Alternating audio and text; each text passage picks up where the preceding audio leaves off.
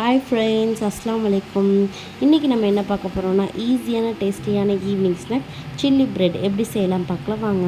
அதுக்கு தேவையான பொருட்கள் 2 பெரிய வெங்காயம், 2 பெரிய தக்காளி, 5 பல் பூண்டு குட்டி குட்டியாக சாப் பண்ணி வச்சுருக்கோம். கொத்தமல்லி குட்டி குட்டியாக கட் பண்ணி வச்சுட்டு 5 சாண்ட்விச் ப்ரெட்டை ஸ்லைஸ் பண்ணி வச்சுக்கலாம். அடுத்தது கெச்சப். ஃபஸ்ட்டு ஒரு சட்டியில் எண்ணெய் விட்டு பூண்டு நல்லா போட்டு வதக்கிக்கணும். பூண்டு நல்லா வதங்கினதுக்கப்புறம் வெங்காயம் போட்டு நல்லா வதக்கிக்கணும்.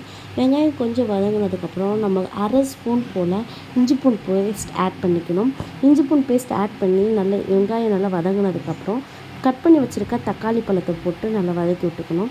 தக்காளி பழம் நல்லா வதங்கினதுக்கப்புறம் நமக்கு தேவையான உப்பு, மிளகாத்தூள், மிளகுத்தூள், கரம் மசாலா இவ்வளோத்தையும் போட்டு நல்லா மிக்ஸ் பண்ணிக்கலாம். மிக்ஸ் பண்ணி அந்த மிளகாத்தூளோட ரா ஸ்மெல்லாம் போகிற வரைக்கும் நல்லா வதக்கி விட்டுக்கலாம்.